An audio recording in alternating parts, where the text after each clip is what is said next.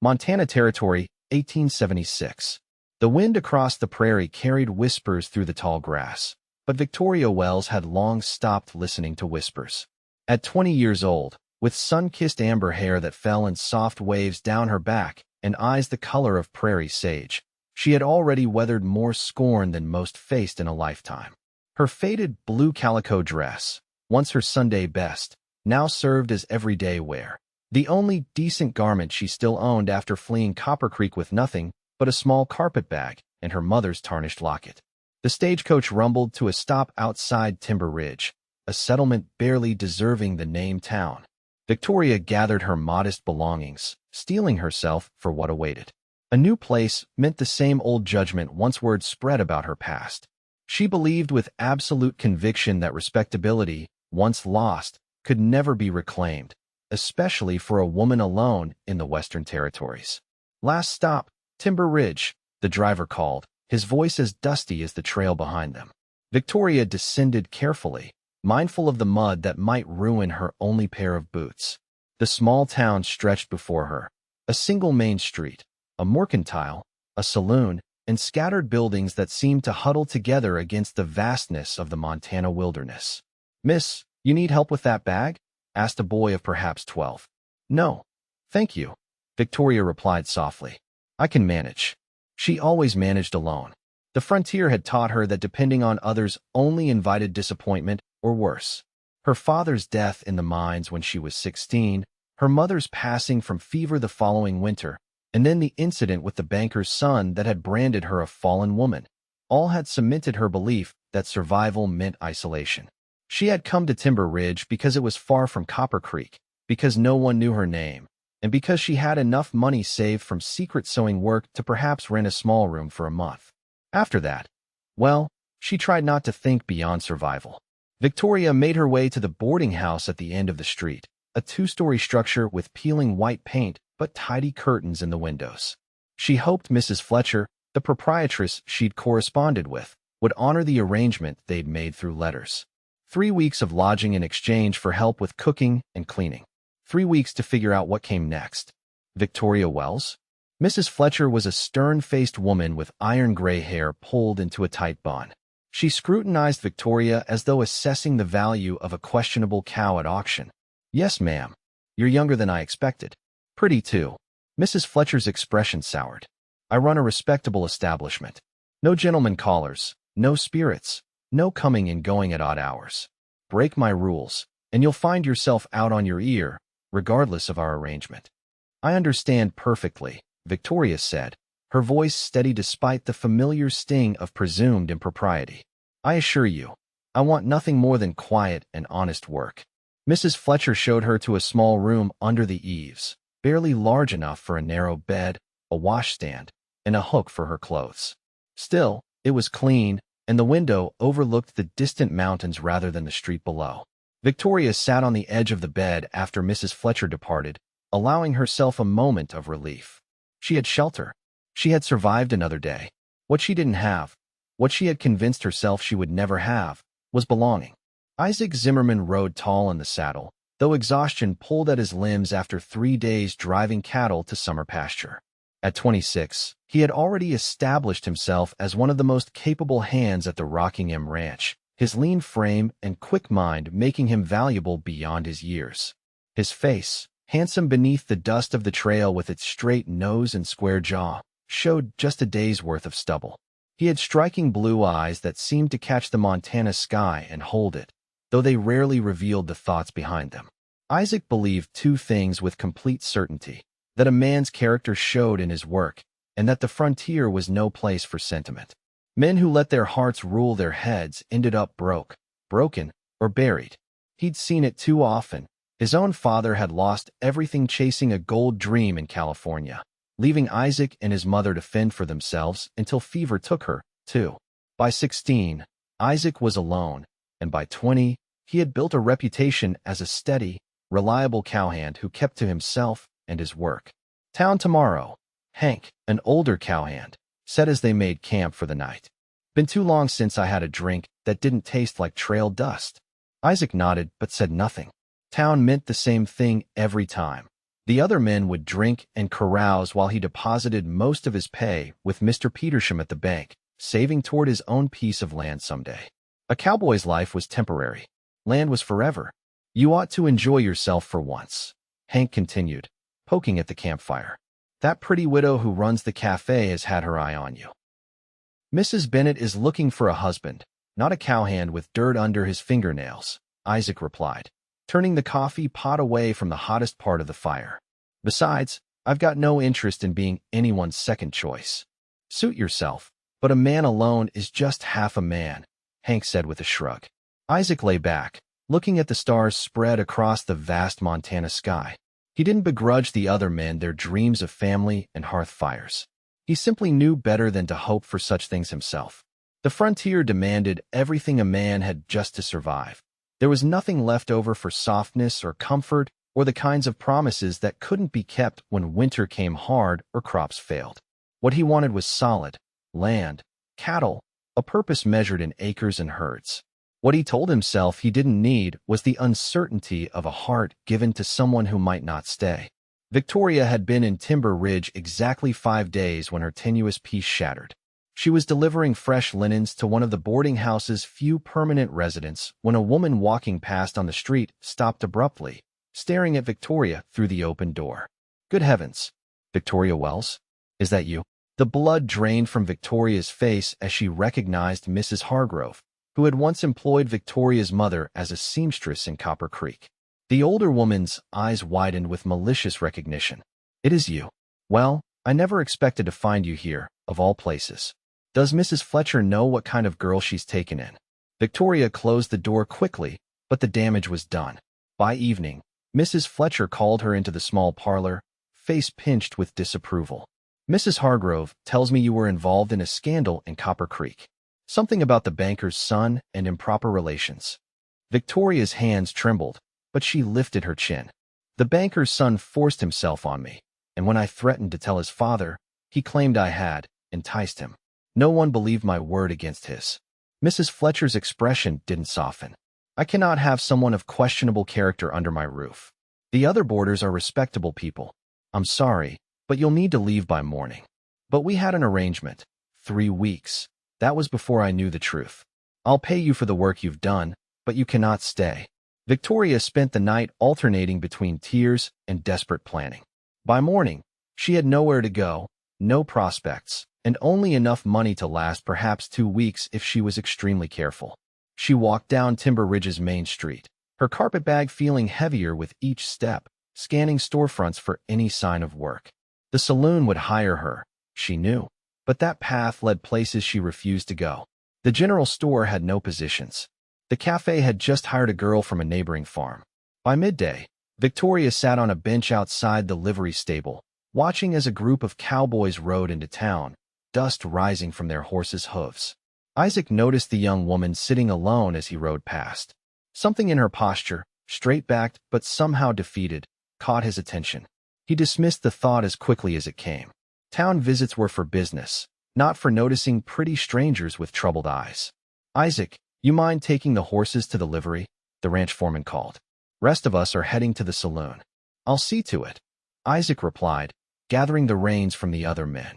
He led the 6 horses toward the stable, passing directly by the bench where Victoria sat. She glanced up as he approached, then quickly looked away, but not before Isaac caught the sheen of unshed tears in her eyes. Something uncomfortable shifted in his chest, a reflexive response to distress he'd rather ignore. Miss, are you all right? He found himself asking, despite his better judgment. Victoria looked up, startled by the direct address. The young cowboy standing before her was tall and lean, with intelligent blue eyes set in a sun-bronzed face. His clothes were trail-worn but neat, his manner respectful rather than presumptuous. I'm fine, thank you, she said automatically, the polite response ingrained by years of proper upbringing. Isaac might have accepted her answer and continued on, but at that moment, Mrs. Fletcher emerged from the general store across the street. Seeing Victoria, she made a visible sound of disapproval and deliberately crossed to the other boardwalk, making a show of avoiding her former lodger. Isaac observed the interaction with quiet interest. The townspeople of Timber Ridge practiced their own peculiar form of justice, often harsher than any court. Whatever this young woman had done, or been accused of doing, had clearly marked her as unwelcome. "You're new to town," he said, not a question. Victoria nodded, seeing no point in pretense. "And leaving soon, it seems." Timber Ridge isn't known for hospitality. Isaac shifted the horse's reins in his hands. "Where will you go?" The direct question caught Victoria off guard. "I don't know," she admitted, surprising herself with her honesty. "Somewhere I can find work, I suppose." Before Isaac could respond, the stable master emerged, greeting him by name. Isaac handed over the horses with instructions for their care, paid from the ranch's account, and then, inexplicably to himself, turned back to the young woman rather than joining his companions at the saloon. "I didn't introduce myself. Isaac Zimmerman, from the Rockingham Ranch." "Victoria Wells," she replied, the courtesy automatic despite everything. "You look like you could use a meal, Miss Wells," Isaac said, the words coming from some place he didn't recognize in himself. "The cafe serves a decent stew." Victoria hesitated. Accepting a meal from a strange man courted the very gossip that had already destroyed her reputation once. Yet hunger and desperation made tempting counselors. "I couldn't impose. It's just food, Miss Wells. Nothing more." Something in his straightforward manner reassured her. This wasn't a man with hidden motives or honeyed words. "Then, thank you. I would appreciate that." They walked the short distance to the cafe in silence, aware of curious glances from townspeople who observed the proper Miss Wells, now the subject of morning gossip, walking alongside one of the Rockingham hands. Inside, Isaac led them to a corner table and ordered 2 portions of stew and coffee. "So," he said when the waitress had departed, "what really happened?" Victoria stiffened. "I don't know what you mean. People don't shun strangers without reason. It's not Christian behavior." Isaac's directness contained no judgment, only observation. Timber Ridge isn't big enough for secrets. Victoria studied him, weighing his honest face against her hard-learned caution. "Why do you care?" "I don't know," Isaac admitted. "Maybe because I know what it's like when people decide who you are before knowing you. My father was a drunk who lost our family's land. Took me years to build a reputation separate from his." The waitress returned with their food, giving Victoria time to consider. When they were alone again, she spoke quietly. "The banker's son in my hometown. He forced himself on me. Afterward, he claimed I had enticed him. His family was powerful. Mine wasn't. The truth didn't matter." She kept her eyes on her stew. "Mrs. Hargrove from Copper Creek recognized me yesterday. By evening, I was no longer welcome at the boarding house." Isaac absorbed this without visible reaction, though something tightened around his mouth. "And now I have nowhere to go and very little money." Victoria took a small bite of stew, hunger overcoming embarrassment. "I'll find something. I always do." Isaac should have nodded, finished his meal, and walked away. The frontier was littered with sad stories.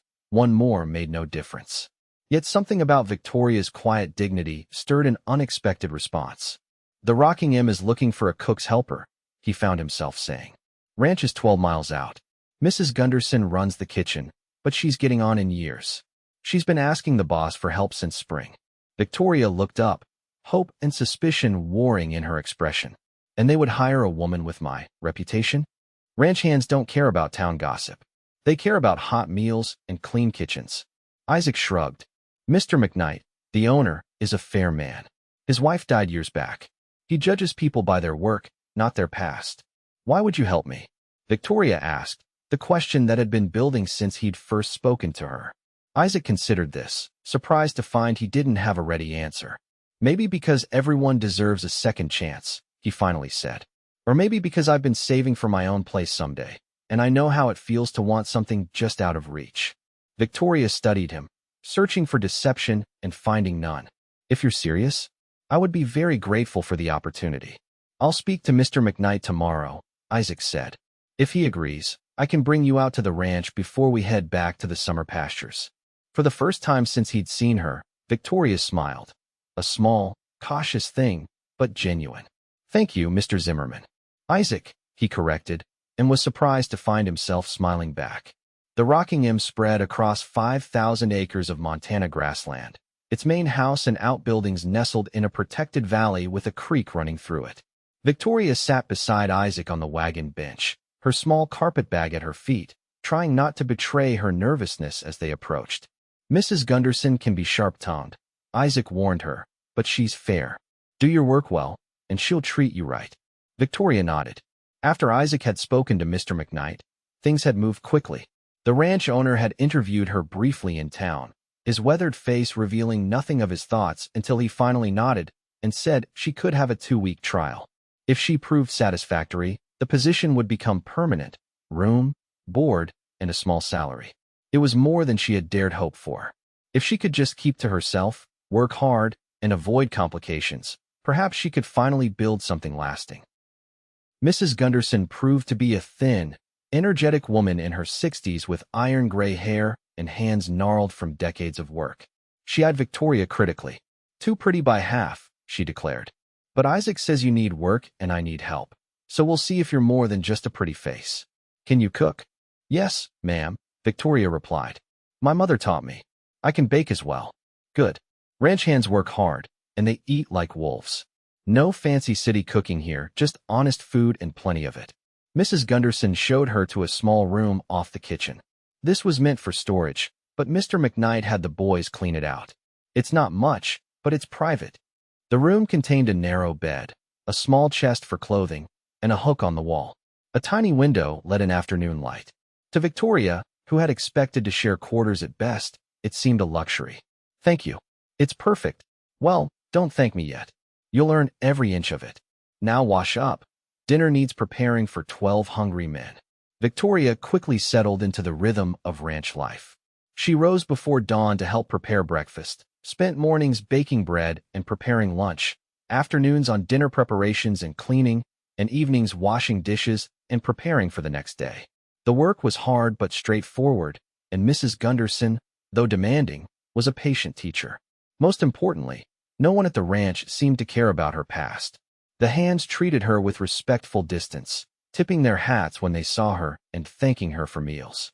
Mr. McKnight was fair and formal. For the first time in years, Victoria began to relax, cautiously believing she might have found a safe harbor. Isaac was often away, working with cattle in the summer pastures, but he checked on her whenever he returned to the main house. Their conversations were brief, practical exchanges, yet Victoria found herself looking forward to them, a realization that both pleased and alarmed her. Attachment was dangerous, dependence even more so.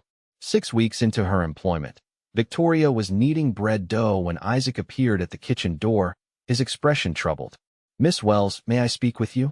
Outside. Victoria wiped flour from her hands, glancing at Mrs. Gunderson, who nodded permission. She followed Isaac to the shade of a cottonwood tree near the creek, well away from the house. What's wrong? She asked, noting the tension in his shoulders. Mrs. Hargrove's nephew has taken a job as the new schoolteacher in Timber Ridge, Isaac said without preamble. I overheard him in town yesterday, telling stories about a fallen woman from Copper Creek who'd tricked her way into a position at the Rocking M. Victoria's stomach clenched. I see. He's invited to dinner at the ranch tomorrow night. Mr. McKnight is on the school board. Isaac studied her face. I thought you should know before he arrives. Thank you. Victoria pressed her hands against her apron, steadying herself. I should pack my things. Pack? Why would you do that? Because once Mr. McKnight hears the full story, embellished as it no doubt will be, he'll ask me to leave. Victoria smiled sadly. It's happened before. Isaac frowned. You could tell your side first. Who would believe me? A woman alone, against respectable people with standing? Victoria shook her head. No, it's better to leave with dignity than be forced out with shame. That's not right, Isaac said, surprising her with the force in his voice. Running just makes you look guilty. I am guilty in their eyes, regardless of the truth, Victoria replied. The frontier has no mercy for women without protection. Isaac paced a few steps, clearly agitated. Then get protection. What do you mean? He stopped, facing her directly. Marry me. Victoria stared at him, certain she had misheard. What? Marry me. Isaac repeated, his expression deadly serious. As my wife, you'd have standing. Your reputation would be my concern, not town gossip. That's absurd, Victoria said, though her heart had begun to race. We barely know each other. I know you work hard. I know you're honest. I know you deserve better than to be hounded from place to place by lies. Isaac stepped closer. It wouldn't be a real marriage, just a practical arrangement. You need protection, and He faltered. I could use a partner. Someone to help when I finally get my own place. Victoria searched his face for mockery or hidden motives, finding none. You would tie yourself to a woman others call ruined, just to help me? I don't care what others call you. Isaac's blue eyes held her steadily. I know what I've seen these past weeks. A woman of character doesn't deserve what's happened to you. This is madness, Victoria whispered. Maybe. Isaac shrugged. But it solves both our problems. You get the protection of my name, and I get. He hesitated again. I get someone I can trust to build something with. We could make it work, Victoria. The sound of her first name on his lips sent an unexpected warmth through her. Still, she shook her head. You deserve better than a marriage of convenience to save a woman you barely know. I'm not offering out of pity, Isaac said firmly. I'm offering because I respect you. The rest, whatever might come, we could figure out together. He hesitated. Unless the idea of being married to me is unbearable? Victoria studied him. This young cowboy who had shown her more kindness than anyone since her parents' deaths. He was handsome, yes, but more importantly, he was decent, honorable, the kind of man who did right even when it cost him. It's not unbearable, she admitted softly, but I won't trap you in a loveless marriage. Who says it would be loveless? Isaac's voice had gentled. I'm not talking about love now. I'm talking about partnership, respect, a chance for both of us to build something lasting. If more comes later, well, that would be welcome, wouldn't it? Victoria felt tears threatening. Why would you risk so much for me? Isaac was quiet for a moment before answering. Because when I first saw you sitting alone outside the livery, I recognized something in you. The same determination I've felt, to make your own way, no matter what. And because when you smile, which isn't nearly often enough, it feels like sunrise after a long night. It was the most poetic thing she'd ever heard from him, and the sincerity in his voice made her breath catch. If we did this, if I said yes, what would happen? We'd ride into town today, find the circuit preacher who's visiting through tomorrow, and get married, Isaac said practically. Then we'd return as husband and wife. When Mr. Hargrove arrives tomorrow, he'll find not a vulnerable woman alone, but my wife, under my protection and that of the rocking M. The simplicity of the plan, its audacity, left Victoria speechless. Yet as she considered the alternative, fleeing again, alone and marked by scandal, Isaac's proposal began to seem less like madness and more like salvation. Yes, she whispered, then more firmly, yes. I'll marry you, Isaac Zimmerman. His smile transformed his face, and for the first time, Victoria wondered if there might be more to his offer than practical consideration. We should tell Mr. McKnight, she said, practical even in shock. Isaac nodded. He'll understand. He married his own wife under similar circumstances, though no one talks about it now. She was a widow with a questionable past. He gave her respectability, and she gave him 30 years of happiness before the fever took her. They walked back to the house together, not touching but somehow connected by the magnitude of their decision. Victoria felt lightheaded, as though she'd stepped off a cliff and found herself flying instead of falling. By sunset, they were husband and wife, the ceremony performed by a surprised but accommodating circuit preacher in Timber Ridge. The only witnesses were Mr. McKnight, who had insisted on accompanying them to show his support, and the local shopkeeper's wife. Victoria wore her best dress, the blue calico, with wildflowers Isaac had impulsively gathered from a meadow on their way to town. When the preacher pronounced them married, Isaac hesitated only briefly before leaning down to place a gentle kiss on Victoria's lips, their first. The simple contact sent a tremor through her that had nothing to do with fear and everything to do with possibility. They returned to the ranch in the wagon, the stars emerging above them in the vast Montana sky. Victoria kept her hands folded in her lap, hyper-aware of the gold band now encircling her finger, a simple ring Isaac had purchased from the general store, but more precious to her than any diamond could have been. Are you all right? Isaac asked as they neared the ranch, his voice low in the gathering darkness. Yes, Victoria answered honestly. Overwhelmed, but yes. Mrs. Gunderson has prepared the old foreman's cabin for us, he told her. It hasn't been used since Jenkins left last year, but she's had the hands cleaning it all afternoon. It's small, but it's ours. Ours. The words settled around Victoria's shoulders like a warm shawl. She had something that belonged to her again. Not just belongings, but a place, a future, a name. The cabin was indeed small, just 2 rooms with simple furniture, but clean and welcoming with a fire crackling in the stone hearth. Mrs. Gunderson had left a cold supper on the table and fresh linens on the bed. Alone together for the first time as husband and wife, they stood awkwardly in the main room, the reality of their impulsive decision suddenly overwhelming. "I'll sleep by the fire tonight," Isaac said, breaking the silence. "You take the bed. We have time to figure things out." Relief and something like disappointment mingled in Victoria's chest. "Thank you for everything, Isaac. I don't know how I'll ever repay your kindness." "It's not kindness," he corrected gently. "It's partnership. We'll face whatever comes together now." As Victoria lay in bed that night, listening to Isaac's steady breathing from the other room, she realized that for the first time in years, she wasn't alone with her fears. Whatever happened tomorrow when Mr. Hargrove arrived, she would face it with Isaac beside her, his name protecting her like a shield. It wasn't love, not yet, but it was something equally precious, hope. The Hargroves arrived for dinner precisely at 6 the following evening. Victoria, dressed in her best with her wedding ring prominently displayed, greeted them alongside Isaac at the main house. Mrs. Gunderson had insisted Victoria not work in the kitchen that night, but take her place as the newest married woman of the Rocking M. Mrs. Zimmerman, Mr. McKnight introduced her with deliberate emphasis, is our newest addition to the ranch family. She and Isaac were married yesterday. Mrs. Hargrove's face contorted with shock, while her nephew, a thin, officious young man with a perpetually disapproving expression, nearly choked on his greeting. "Married," Mrs. Hargrove exclaimed. "But, yes, quite a whirlwind romance," Mr. McKnight continued smoothly. "But when you know, you know. Isn't that right, Isaac?" "Yes, sir," Isaac replied, his hand finding Victoria's and clasping it firmly. "Sometimes you just recognize what's right in front of you." Throughout dinner, Victoria felt the weight of the Hargroves' suspicious glances, but surrounded by the protective presence of Isaac, Mr. McKnight, and even the ranch hands who had been invited to the meal, their disapproval seemed to lose its power. When Mrs. Hargrove attempted to reference Copper Creek, Mr. McKnight smoothly changed the subject.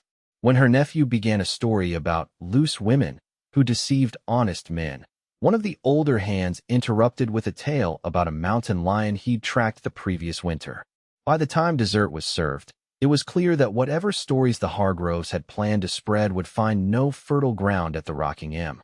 Later, as they walked back to their cabin under a sky ablaze with stars, Victoria felt lighter than she had in years. "Thank you," she said simply. Isaac glanced down at her, his expression soft in the moonlight. "No one will hurt you again if I can prevent it. That's my promise to you, Victoria. A promise worth more than gold," she replied, and meant it. That night, Isaac again slept by the fire, but before they parted for their separate beds, he kissed her. Not the brief, ceremonial kiss of their wedding, but something deeper, tentative but full of promise. Victoria found herself responding, her hands coming up to rest against his chest, feeling the steady beat of his heart. When they broke apart, both a little breathless, Isaac touched her cheek gently. "Good night, wife," he whispered.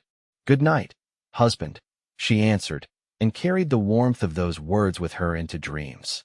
Summer gave way to fall, and fall to the first biting frost of winter. In those months, Victoria and Isaac built a life together piece by piece, learning each other's habits and histories, strengths and fears. Their marriage, begun as a practical arrangement, softened into genuine affection. They still maintained separate sleeping arrangements, but the space between them grew charged with unspoken possibility. Victoria continued working in the main house kitchen, though now as Mrs. Zimmerman rather than Miss Wells. The change in status brought subtle but meaningful differences in how she was treated. No longer a vulnerable woman alone, but a respected wife under protection. The ranch hands tipped their hats with new deference. Mr. McKnight consulted her about household matters. Even in town, where the Hargroves had certainly spread their whispers, shopkeepers treated her with courtesy. Isaac, for his part, worked harder than ever, taking on extra responsibilities that came with additional pay. Victoria knew he was saving every penny toward their future, a future that had become real rather than theoretical. Sometimes she would catch him looking at her when he thought she wasn't aware, his expression a mixture of wonder and something deeper that made her heart race. They talked in the evenings by their hearth fire, about his dreams of land, about books she had read, about the wide Montana sky and its infinite stars.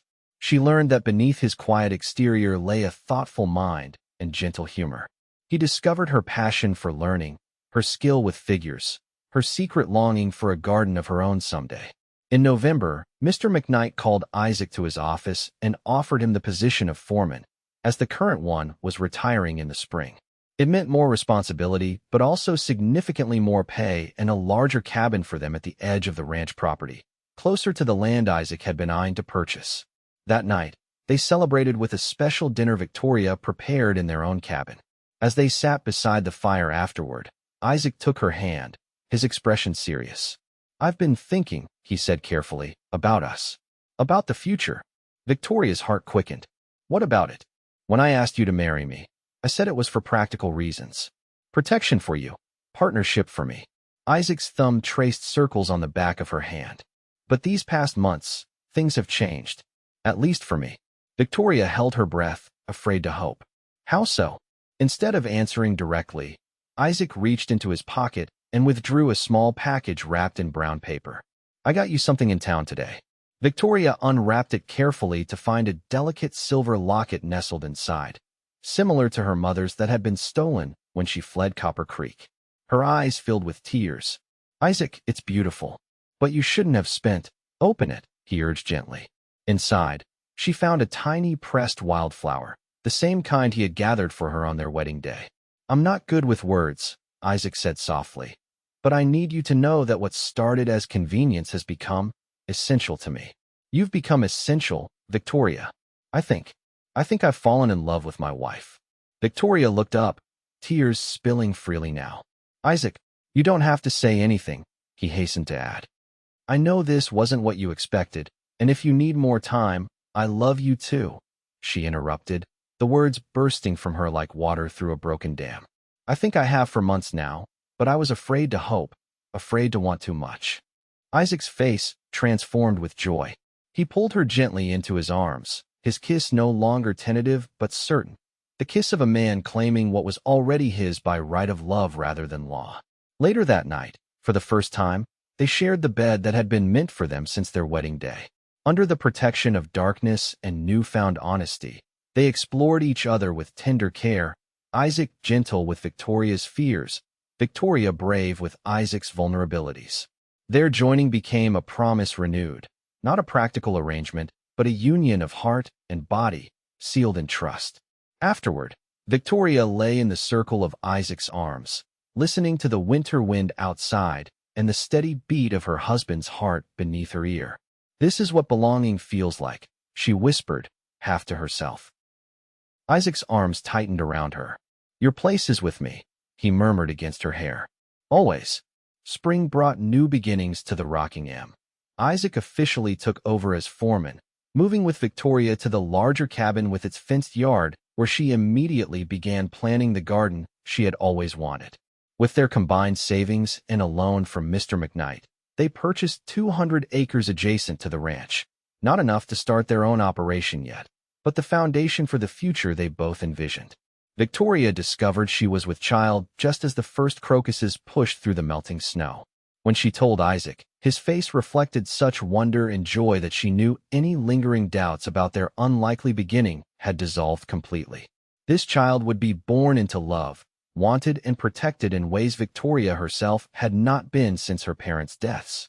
On a warm June evening, a year and 2 months after that fateful meeting outside the livery stable, Victoria sat on the porch of their cabin, her hands resting on her growing belly, watching Isaac mend a bridle in the fading light. The contentment she felt seemed almost miraculous. A life rebuilt from ruins, a heart once walled against hurt, now open and filled. "What are you thinking about?" Isaac asked, noticing her thoughtful expression. Victoria smiled, the easy, unguarded smile that had once been so rare. I was thinking about how a single moment can change everything. If you hadn't spoken to me that day, I'd still have found you somehow, Isaac said with quiet certainty. Some things are meant to be, Victoria. She laughed softly. You've become quite the romantic, Mr. Zimmerman. Only with you, Mrs. Zimmerman. He set aside his work and came to sit beside her, one hand covering hers over the swell of their child. Only with you. As twilight deepened around them, transforming the vast Montana landscape into a sea of purple shadows, Victoria leaned against her husband's shoulder. The frontier remained harsh and unforgiving in many ways, but she had discovered what the land itself had always known. That survival came not through isolation, but through connection. Through roots grown deep and strong, intertwining with another's until it became impossible to tell where one ended and the other began. Like the wildflowers that would soon bloom across their land, Victoria had found her place to flourish, not in spite of past storms, but because of them. Every hardship had led her here, to this man, this love, this life built together on faith and second chances. Your place is with me, Isaac had told her, and in those simple words, Victoria had found not just shelter, but home.